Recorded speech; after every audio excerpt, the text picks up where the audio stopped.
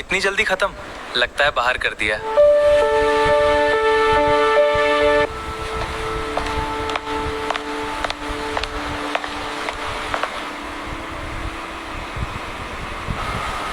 उस लड़की में कुछ अलग है। उसके कपड़े गरीब हो सकते हैं, लेकिन उसकी सोच बहुत अमीर है।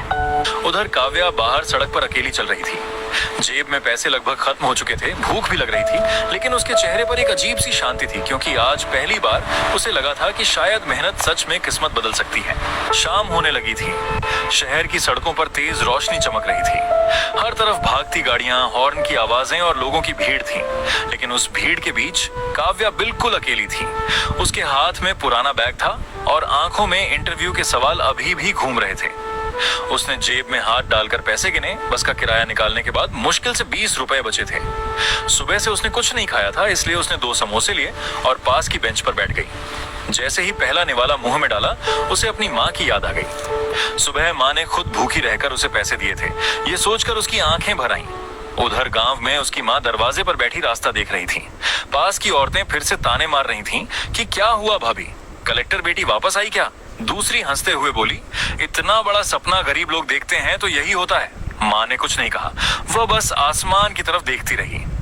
इधर शहर में काव्या बस स्टैंड पहुंची, लेकिन पता चला कि आखिरी बस निकल चुकी थी। वह घबरा गई कि अब रात में गांव कैसे जाऊं। उसने कई लोगों से पूछा, लेकिन किसी ने उसकी मदद नहीं की। रात बढ़ती जा रही थी और ठंडी हवा चलने लगी थी। काव्या बस स्टैंड के एक कोने में बैठ गई और अपने बैग को सीने से लगा लिया। पास बैठे कुछ लोग उसे अजीब नजरों से देख रहे थे। तभी एक बुजुर्ग महिला उसके पास आई और बोली, बेटी कहाँ जाना है? मुजफ्फरपुर के पास एक गांव में। क्या बस निकल गई? आज रात यहीं रुक जाओ, सुबह पहली बस मिल जाएगी। धन्यवाद। अगली सुबह पहली बस आई और काव्या जल्दी से उसमें बैठ गई।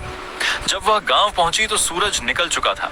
उसकी माँ दरवाजे पर ही बैठी थी। काव्या को देखते ही उनकी आंखों में चमक आ गई कि आ गई बेटी। काव्या दौड़कर माँ के गले लग गई। माँ ने तुरंत पूछा, कैसा हुआ इंटरव्यू? अच्छा हुआ माँ, लेकिन वहाँ सब बहुत बड़े लोग थे। मेरी बेटी भी किसी से कम नहीं है। अरे आ गई IAS मैडम।